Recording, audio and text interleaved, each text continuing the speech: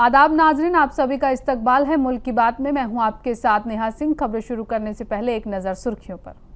Iran की हिमायत में Houthi ने अमेरिका इजराइल को चेताया, कहा हमले की जरूरत की तो भुगतना होगा अंजाम। सऊदी अरब में एक नए उम्रा सेशन के आगाज का ऐलान किया, विदेशी आजमीन के लिए उम्रा परमिट हुआ जारी। इस्लाम है दुनिया का सबसे तेजी से बढ़ने वाला मजहब, प्यू रिसर्च सेंटर के मुताले में सामने आई रिपोर्ट। पटला हाउस के लोगों को राहत, हाईकोर्ट ने इन्हेदामी कार्रवाई पर लगाई रोक। पश्चिम बंगाल में महेशतला में मंदिर में तोड़फोड़, जमकर झड़प और पथराव, अब तक 40 गिरफ्तार। सभा पर कांग्रेस के एमपी इमरान मसूद का निशाना, बीजेपी का स्लीपर सेल कहने पर भड़के मसूद। अहमदाबाद में एयर इंडिया का प्लेन हो गया क्रैश, लंदन जा रही इस फ्लाइट में 242 लोग थे मौजूद। भयंकर गर्मी की चपेट में Delhi NCR, temperature 52 degree Celsius पहुंचने पर रेड अलर्ट जारी। आपका बुलडोजर कार्रवाई के खिलाफ बड़ा एहतजाज, जंतर मंतर पर धरना देगी आपकी आला क़यादत।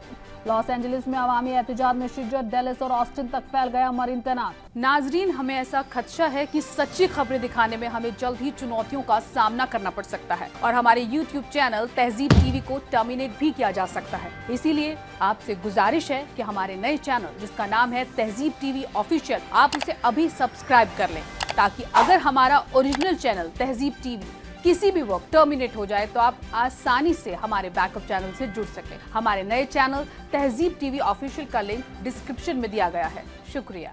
ईरान अमेरिका न्यूक्लियर डील के अगले राउंड से पहले ईरान अमेरिका इजराइल को धूल चटाने के खतरनाक मूड में है। यहाँ तक कि अमेरिकी सदर ट्रंप भी ईरान से इतना घबरा गया है कि वो अपनी फौज को मिडिल ईस्ट से निकाल रहा है। इसी कड़ी में मिडिल ईस्ट में जंग का माहौल बनता देख अब यमन के हूती ने इजराइल अमेरिका को बड़ी चेतावनी जारी की है। हूती ने कहा है कि अगर अमेरिका इजराइल ने कोई भी हमलावर कदम उठाने की जरूरत की तो अमेरिका इजराइल के लिए पूरे मिडिल ईस्ट खित्ते में खैर नहीं होगी।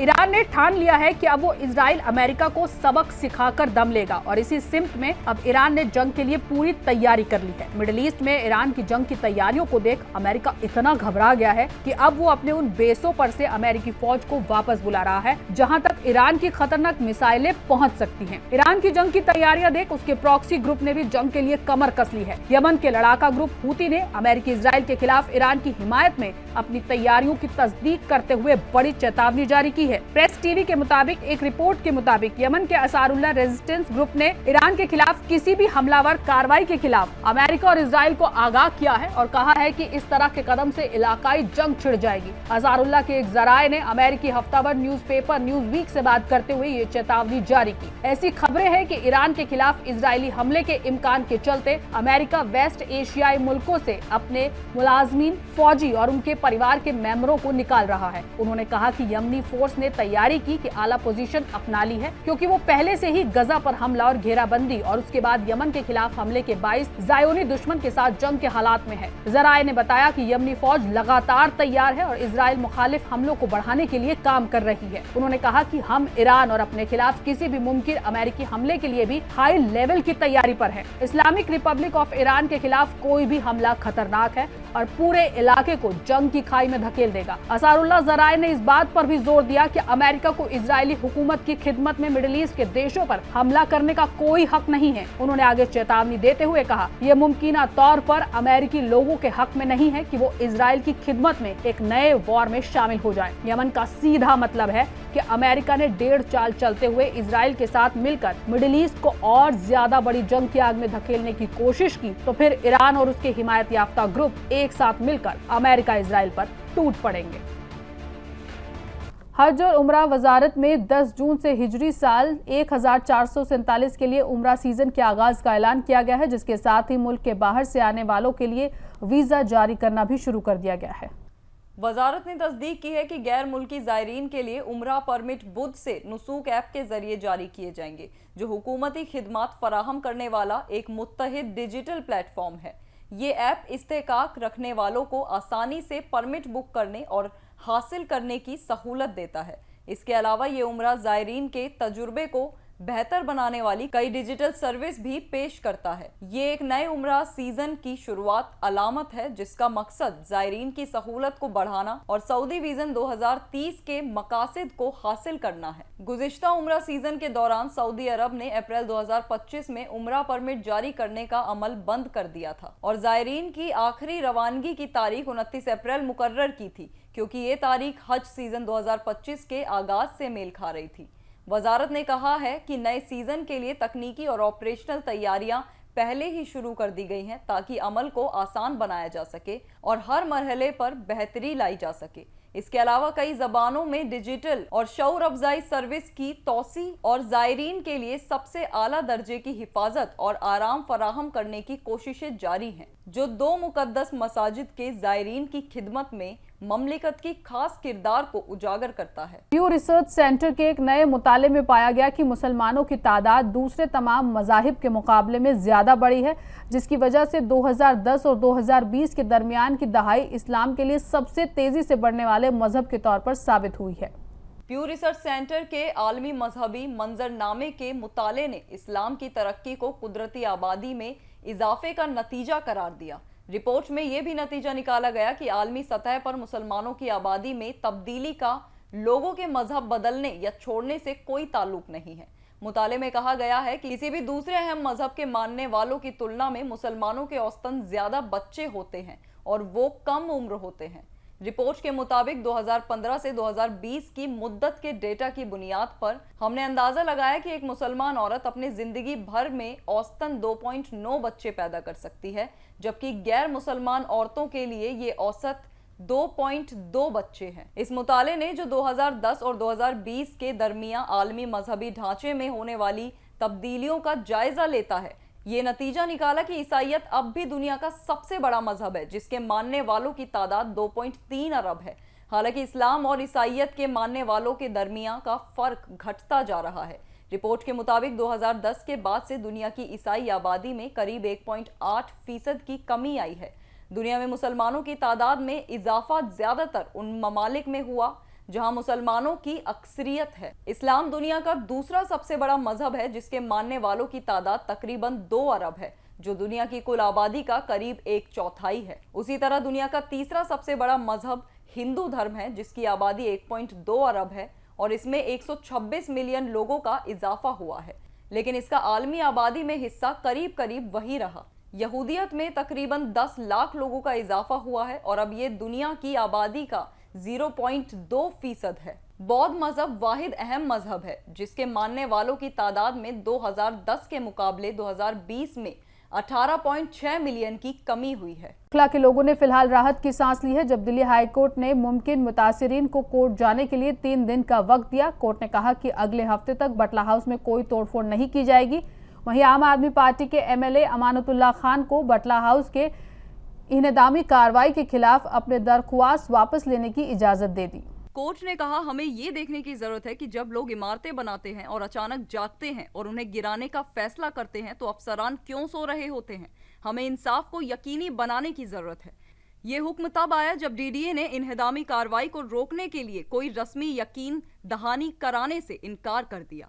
कोर्ट ने कहा कि दरख्वास्त पर आम हुक्म पास करने से इनफरादी कानूनी चारा जोई का मसला खतरे में पड़ सकता है और कोर्ट को मामले की सुनवाई करने की जरूरत है। जस्टिस गिरीश कठपालिया और तेजस कारिया की बेंच ने कहा कि कोर्ट इस मामले की सुनवाई PIL के जरिए नहीं कर सकता और ये नतीजा खेज नहीं होगा। जब वकील ने इशरत जहां के मामले का हवाला दिया, जिसमें हाई कोर्ट की सिंगल बेंच ने उन्हें राहत दी थी, तो बेंच ने कहा कि मुतासिरा शख्स को इशरत जहां की तरह खुद ही कोर्ट का दरवाजा खटखटाना चाहिए। इस बीच अमानतुल्लाह खान के वकील ने कहा कि तोड़फोड़ की कार्रवाई खेसरा संख्या 289 से आगे जा रही है, क्योंकि इसके बाहर के घरों को निशानदेह किया गया है और अंधाधुंध तरीके से नोटिस लगाए गए हैं। कोर्ट ने कहा कि खेसरा संख्या 289 के बाहर की जिन इमारतों पर नोटिस लगाए गए हैं वो सुप्रीम कोर्ट के जरिए दिए गए फ्रेमवर्क के तहत कानूनी सहारा ले सकते हैं। अपनी दरख्वास्त में अमानतुल्लाह खान ने इल्जाम लगाया था कि DDA के जरिए इंफरादी ढांचे का रिहायशियों की पहचान किए बगैर मुबहम नोटिस जारी किए गए, जिससे शहरियों को उनके आईनी हुकूक से महरूम किया जा रहा है। हालांकि बटला हाउस के शहरियों को 1 हफ्ते की आर्जी राहत मिली है और ऐसा लगता है कि कोर्ट मामले की तह तक जाना चाहता है ताकि इंसाफ के मतालबात को पूरा किया जा सके। कश्मीरी संगीत को कौमी सतह पर नई बुलंदियों तक पहुंचाने वाले मशहूर गायक उस्ताद गुलाम नबी शाह का इंतकाल हो गया है। उन्होंने बारामुल्ला जिले में अपने आबाई इलाके डांगीवाचा रफियाबाद में आखिरी सांस ली। गुलाम नबी शाह ने कश्मीरी संगीत को कौमी सतह पर नई ऊंचाइयों तक पहुंचाया और अपनी पूरी जिंदगी कश्मीरी फन और तहजीब को फरोग देने में वक्फ कर दी। गुलाम नबी शाह ने कौमी और आलमी दोनों सतहों पर कश्मीरी लोक संगीत की नुमाइंदगी करते हुए मुख्तलिफ ओहदों पर इंफॉर्मेशन डिपार्टमेंट की खिदमत की, जिससे न सिर्फ उन्होंने खुद को बल्कि पूरे महकमे को भी इजाजत दिलवाई और दूसरों के लिए एक काबिले पैरोई विरासत छोड़ी। एक सरकारी ओहदेदार ने बताया, आज कश्मीर संगीत और फन का बुलबुल खामोश हो गया। उस्ताद गुलाम नबी शाह ने इत्तला विभाग में 3 दशकों से ज्यादा सेवा दी थी और कश्मीरी संगीत को ऊंचा मकाम दिलाया। शाह साहब ने अपनी जिंदगी कश्मीरी फन और तहजीब के लिए वक्फ कर दी थी। उन्होंने कौमी और आलमी मंचों पर कश्मीरी लोक संगीत की रहनुमाई की और अपनी सहालियत से विभाग और खुद को कई इनामात दिलवाए। उस्ताद शाह अपनी पुरअसर आवाज, सारंगी की बेहतरीन पकड़ और खास गिलास नृत्य के लिए मशहूर थे, जिसमें वो अपने सर पर पानी से भरा गिलास रखकर रिवायती रक्स पेश करते थे। वो कश्मीर के रिवायती बच्चा नागमा रक्स के भी उस्ताद माने जाते थे, जिसमें लड़के औरतों के लिबास में घूंघट ओढ़कर रिवायती गीतों पर रक्स किया करते थे। साल 2011 में उन्हें कश्मीर लोक संगीत के फरोग के लिए शेर कश्मीर शेख मोहम्मद अब्दुल्ला अवार्ड से नवाजा गया था। उनकी मौत पर इत्तला विभाग के जॉइंट डायरेक्टर सैयद शहनवाज बुखारी की सदारत में एक शोक सभा मुनक्किद की गई, जिसमें विभाग के दूसरे अफसरान ने भी शिरकत की। पश्चिम बंगाल के महेशतला में बीते रोज पुरतशद्दुद हिंसा हुई। इस दौरान एक मंदिर को भी नुकसान पहुंचाया गया। 2 गिरोहों के दरमियान झड़प के बाद हालात बेकाबू हो गए। लोगों ने मोटरसाइकिलों को आग के हवाले कर दिया। पुलिस पर पथराव किया गया और घरों और दुकानों में भी तोड़फोड़ की गई। हालांकि पुलिस ने अब तक 40 लोगों को इस पूरे मामले में गिरफ्तार भी किया है। पश्चिम बंगाल के साउथ 24 परगना जिले के महेशतला इलाके में कल पुरतशद्दुद झड़प के बाद सख्त तनाव फैल गया। 2 गिरोहों के बीच झगड़े के बाद एक शिव मंदिर में तोड़फोड़ की गई। भीड़ ने पुलिस पर हमला किया, आगजनी की और ईंटें फेंकी। कई दुकानों और मकानों को भी नुकसान पहुंचाया गया। पुलिस ने इलाके में फौरन मोर्चा संभाल लिया। अब तक इस मामले में 40 लोगों को गिरफ्तार किया जा चुका है। इलाके में भारी पुलिस फोर्स तैनात की गई है और कानूनों जब्त बरकरार रखने के लिए इंडियन सिविल सिक्योरिटी कोड की दफा 163 लागू कर दी गई है। पुलिस ने नदियाल थाने में पुलिस अफसरों की शिकायतों की बुनियाद पर 4 मामले दर्ज किए हैं। कोलकाता पुलिस ने अब तक 12 लोगों को गिरफ्तार किया है, जबकि बंगाल पुलिस के तहत 3 मुकदमे दर्ज किए हैं और 28 लोगों की गिरफ्तारी हुई है। बताया जा रहा है कि झगड़ा उस वक्त शुरू हुआ जब एक शिव मंदिर के सामने फल की रेहड़ी लगाने को लेकर गिरोहों के बीच तनाजा पैदा हुआ। चश्मदीदों के मुताबिक भीड़ बेकाबू हो गई, पुलिस पर पथराव किया गया, गाड़ियों को आग लगा दी गई और रविंद्र नगर पुलिस स्टेशन के सामने अफसरों से झड़प हुई। एक पुलिस अफसर ने बताया, छतों से ईंटें फेंकी गई, सड़कों पर टायर जलाए गए और एक मोटरसाइकिल को पुलिस स्टेशन के सामने आग लगा दी गई। कई पुलिस गाड़ियां तबाह हो गईं और एक महिला पुलिस अफसर ईंट लगने से जख्मी हो गई। हंगामा रोकने और हालात पर काबू पाने के लिए पुलिस ने आंसू गैस के गोले छोड़े। कोलकाता पुलिस और रैपिड एक्शन फोर्स की तैनाती भी की गई। बीजेपी बंगाल के सदर सुकांत मजूमदार ने इस हंगामे के लिए ममता बनर्जी हुकूमत को जिम्मेदार ठहराया है। बताया गया है कि वो महेशतला का दौरा करेंगे। अगर उन्हें पुलिस ने रोका तो उनका एहतजाज जमहूरी अंदाज में होगा। उन्होंने कहा, पुलिस सिर्फ हमें रोक सकती है, दंगा करने वालों को नहीं। कांग्रेस के एमपी इमरान मसूद और समाजवादी पार्टी के दरमियान इस वक्त जुबानी जंग जारी है। सपा के सांसद राजीव राय ने इमरान मसूद को बीजेपी का स्लीपर सेल तक कह दिया। इस पर जब इमरान मसूद ने रद्द-ए-अमल लिया गया तो वे भड़क उठे। उन्होंने सपा पर मुसलमानों के मसाइल को नजरअंदाज करने का इल्जाम लगाया और ये भी याद दिलाया कि 2019 में सपा के बानी मुलायम सिंह यादव ने नरेंद्र मोदी के फिर से वजीर आजम बनने की दुआ की थी। मीडिया से बात करते हुए इमरान मसूद ने कहा, लोग तय करेंगे कि बीजेपी का स्लीपर सेल कौन है।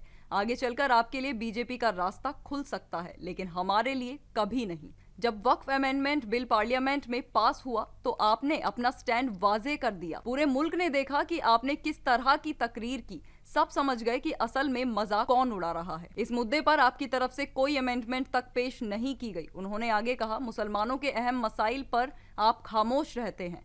बहराइच में सालार गाजी की दरगाह को निशाना बनाया जा रहा है, मगर आपका मौकिफ साफ नहीं है। संभल में नेजा मेला रोका गया, तब भी आपका स्टैंड सामने नहीं आया। हम तो बस इतना कह रहे हैं कि अब अब्दुल सिर्फ दरी नहीं बिछाएगा। सपा पर सीधा हमला करते हुए इमरान मसूद बोले, आपको ऐसे मुसलमान चाहिए जो सिर्फ दरी बिछाएं, खामोश रहें और आपकी चाकरी करें। जो बोलने वाला मुसलमान है वो आपको बर्दाश्त नहीं होता। जब मैं अपनी पार्टी के लिए काम कर रहा हूं तो आप मुझ पर सीधा हमला कर रहे हैं। मैं बीजेपी का स्लीपर सेल क्यों बनूंगा? उन्होंने कहा, जब मैं अपने लोगों की बात करता हूं तो आपको क्यों तकलीफ होती है?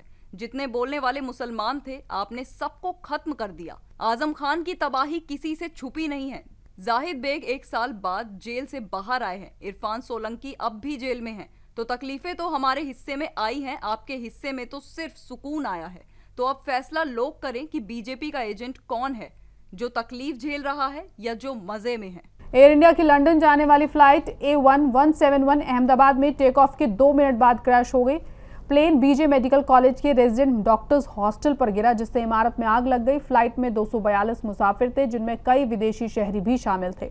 हादसे में बड़ी तादाद में लोगों के हताहत होने के इम्कान है। DGCA ने जांच शुरू कर दी है। गुजरात के अहमदाबाद एयरपोर्ट से लंदन के लिए उड़ान भरने वाली एयर इंडिया की फ्लाइट AI 171 5 मिनट बाद ही क्रैश हो गई। इस प्लेन में 242 मुसाफिर सवार थे, जिसमें कई विदेशी शहरी भी शामिल थे। ये प्लेन रनवे से उड़ान भरने के साथ ही एयरपोर्ट के पास बीजे मेडिकल कॉलेज के रेजिडेंट डॉक्टर्स हॉस्टल के ऊपर क्रैश हो गया, जिससे इमारत में भी आग लग गई। बताया जा रहा है कि उस वक्त इमारत में मौजूद कई लोग भी इससे जख्मी हुए हैं। हादसे के बाद वहां अफरा तफरी मच गई। हादसे के बाद जो तस्वीरें सामने आई हैं उसमें साफ तौर पर दिख रहा है कि प्लेन का पिछला हिस्सा मेडिकल कॉलेज के रेजिडेंट डॉक्टर्स हॉस्टल के ऊपर फंसा हुआ है। विमान के इमारत पर गिरते ही तेज धमाका हुआ और आग लग गई।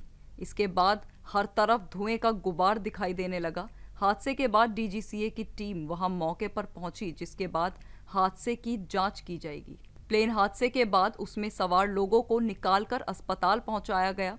इस हादसे के बाद एयर इंडिया का भी बयान सामने आया है, जिसमें क्रैश होने वाले प्लेन में मौजूद मुसाफिरों के बारे में इत्तला दी गई है। इस विमान में 169 भारतीय शहरी, 53 ब्रिटिश शहरी, 1 कनाडाई शहरी और 7 पुर्तगाल के शहरी सवार थे। इसके अलावा गुजरात के साबिक CM विजय रूपाणी भी इस प्लेन में सवार थे। दिल्ली कांग्रेस रियासती सदर देवेंद्र यादव ने कहा कि अहमदाबाद में आज जो प्लेन हादसा हुआ उसके लिए हम कांग्रेस पार्टी की तरफ से खराज अकीदत पेश करते हैं। ये एक अफसोस की घड़ी है। इस घड़ी में कांग्रेस पार्टी हर परिवार के साथ खड़ी है। हमें बेहद अफसोस है इस दुर्घटना का। बहुत ही दुखद घटना है। मेरी संवेदनाएं, कांग्रेस पार्टी की संवेदनाएं उन सभी परिवारों के साथ जो इसमें ट्रैवल कर रहे थे। उसमें कुछ भारतीय भी थे, कुछ उसमें विदेशी मूल के लोग भी थे। हमारी संवेदनाएं हैं। ऐसे दुख की घड़ी में हम सब उन परिवारों के साथ संवेदनाएं व्यक्त करते हैं और यही ऊपर वाले से दुआ करेंगे कि उनको जो भी इसमें इस हादसे में जिनकी मौत हुई है उनको ऊपर वाला अपने चरणों में स्थान देगा।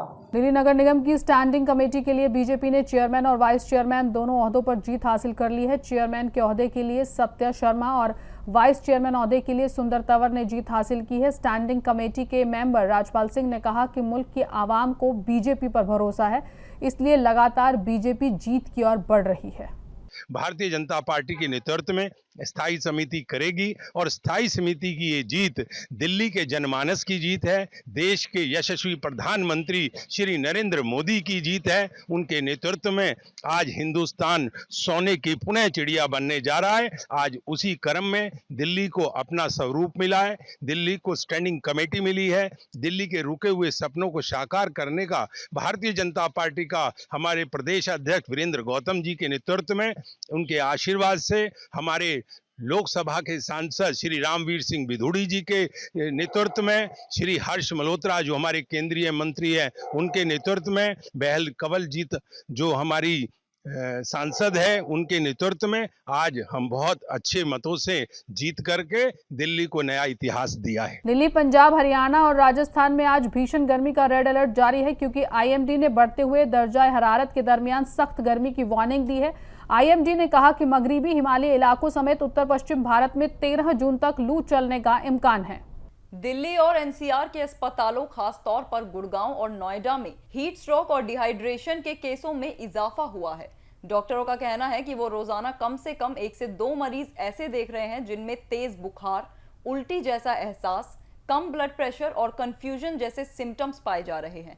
कौमी दारुल हुकूमत दिल्ली इस वक्त शदीद गर्मी और लू की लपेट में है और यहाँ का दर्जा हरारत 45 डिग्री सेल्सियस तक पहुंच गया है। इसको मद्देनजर रखते हुए महकमाए मौसम ने दिल्ली के लिए रेड अलर्ट जारी किया है। IMD के मुताबिक दिल्ली के मुख्तलिफ इलाकों में ज्यादा से ज्यादा टेम्परेचर 40.9 डिग्री सेल्सियस से लेकर 45.0 डिग्री सेल्सियस के दरमियान रिकॉर्ड किया गया। महकमाए मौसम ने जुमेरात को पूरे इलाके में रेड अलर्ट जारी किया है, जहां टेम्परेचर 45 से 48 डिग्री सेल्सियस के दरमियान रहने की उम्मीद है। साथ ही गर्म और खुश्क हवाएं भी चलेंगी। बुध को दिल्ली के कई हिस्सों में असली टेम्परेचर 43 से 45 डिग्री सेल्सियस के करीब था, जबकि कुछ जगहों पर हीट इंडेक्स यानी हवा और नमी को मिलाकर महसूस होने वाला तापमान 52 डिग्री सेल्सियस तक पहुंच गया। आयानगर में सबसे ज्यादा महसूस किया गया तापमान 45 डिग्री था, जहां दोपहर 2:30 बजे के करीब ये 50.8 डिग्री सेल्सियस जैसा महसूस हुआ और शाम 5:30 बजे तक ये 51.9 डिग्री सेल्सियस तक पहुंच गया। आप पार्टी ने दिल्ली में झुग्गी बस्तियों और घरों को ढहाने के खिलाफ बड़े आंदोलन की योजना बनाई है। आपकी आला क़यादत बुलडोजर कार्रवाई के खिलाफ 29 जून को जंतर मंतर पर धरना देगी। दिल्ली की झुग्गी बस्तियों में रहने वाले हजारों खानदानों के सामने एक बार फिर उजड़ने का खतरा मंडरा रहा है। बुलडोजर की आहट ने लोगों के दिलों में खौफ बिठा दिया है। इसी फिक्र और तकलीफ को आवाज देने के लिए आम आदमी पार्टी ने एक बड़ा आंदोलन छेड़ने की तैयारी कर ली है। 29 जून को आप पार्टी के आला रहनुमा दिल्ली के जंतर मंतर पर बुलडोजर कार्रवाई के खिलाफ धरने पर बैठेंगे। पार्टी ने वाजे कर दिया है कि ये लड़ाई सिर्फ सियासी नहीं बल्कि हजारों गरीब परिवारों की छत बचाने की जद्दोजहद है। बताया जा रहा है कि खुद वजीर आला अरविंद केजरीवाल भी इस धरने में शरीक हो सकते हैं। आपने इस एहतजाज को और ज्यादा ताकतवर बनाने के लिए झुग्गी बस्तियों में एक खास मुहिम चलाने की योजना बनाई है। बताया जा रहा है कि खुद वजीर आला अरविंद केजरीवाल भी इस धरने में शरीक हो सकते हैं। आपने इस एहतजाज को और ज्यादा ताकतवर बनाने के लिए झुग्गी बस्तियों में एक खास मुहिम चलाने की योजना बनाई है। पार्टी के कारकुन घर घर जाकर लोगों को उनके हुकूक के बारे में बताएंगे और समझाएंगे कि किस तरह ये कार्रवाई उनके जिंदगी, बच्चों की पढ़ाई और मुस्तकबिल को तबाह कर रही है। बता दें, पार्टी ने 2 सतहों पर काम शुरू कर दिया है। एक तरफ उन झुग्गी बस्तियों में खास मुहिम चलाई जाएगी जहां पहले ही तोड़फोड़ हो चुकी है, ताकि मुतासरीन की आवाज को इंतजामिया तक पहुंचाया जा सके। दूसरी तरफ उन बस्तियों में सख्त शऊर अफजाई मुहिम चलाई जाएगी जहां अब तक बुलडोजर नहीं पहुंचा है, ताकि वहां के लोग पहले से ही एक होकर अपना हक मांग सके। आपके रहनुमाओं का कहना है कि झुग्गियों में रहने वाले लोग मुजरिम नहीं बल्कि मेहनतकश मजदूर हैं जो दिल्ली को चला रहे हैं। उनके सर से छत छीनना इंसानियत के खिलाफ है। इस मसले पर पार्टी पूरी ताकत से हुकूमत और अफसरशाही के खिलाफ खड़ी होने जा रही है। 29 जून का दिन दिल्ली की सियासत में एक नई आवाज के तौर पर दर्ज हो सकता है। अमेरिका में गैर कानूनी इमिग्रेशन के खिलाफ सदर डोनाल्ड ट्रंप की पॉलिसियों के खिलाफ एहतजाज जारी है और लॉस एंजलिस में एहतजाज चौथे दिन भी जारी रहा, जबकि एहतजाज का दायरा मंगल को टेक्सास के डलास और ऑस्टिन शहरों तक पहुंच गया। मीडिया रिपोर्ट्स के मुताबिक एहतजाज का दायरा और भी बढ़ सकता है। अमेरिकी हुकाम ने तस्दीक की है कि कैलिफोर्निया के सबसे बड़े शहर लॉस एंजलिस में करीब 700 अमेरिकी बहरिया मरीन तैनात किए गए हैं। लॉस एंजलिस के पुलिस चीफ जिम मैकडोनल्ड ने एक बयान में कहा कि किसी वाज़े हम आहंगी के बगैर के मरीन की तैनाती पुलिस के लिए एक बड़ा ऑपरेशनल और इंतजामी चैलेंज है। इससे पहले पीर को अमेरिकी महकमाए दिफा ने ऐलान किया था कि सदर ट्रंप ने चल रहे एहतजाज को कंट्रोल करने में मदद के लिए लॉस एंजलिस में 2000 और नेशनल गार्ड के जवानों की तैनाती का हुक्म दिया है। पेंटागन के तर्जुमान सीन पार्नेल ने सोशल मीडिया प्लेटफॉर्म एक्स पर एक पैगाम में कहा कि सदर के हुक्म पर महकमाए दिफा, इमिग्रेशन और कस्टम एनफोर्समेंट और वफाकी कानून नाफिज करने वाले इदारों के मदद के लिए 2000 इजाफी नेशनल गार्ड को तैनात कर रहा है। इस बीच यूएस नॉर्दर्न कमांड ने कहा कि लॉस एंजलिस में चल रहे ऑपरेशन को टास्क फोर्स 51 नाम दिया गया है, जिसमें लगभग 2100 नेशनल गार्ड और 700 एक्टिव ड्यूटी मरीन शामिल हैं। बयान में कहा गया कि इन सभी अहलकार को हालत पर काबू पाने के लिए ताकत के इस्तेमाल के उसूलों की तरबियत दी गई है। नाज़रीन, मुल्क की बात में आज के लिए बस इतना ही। मुझे दीजिए इजाजत। आदाब।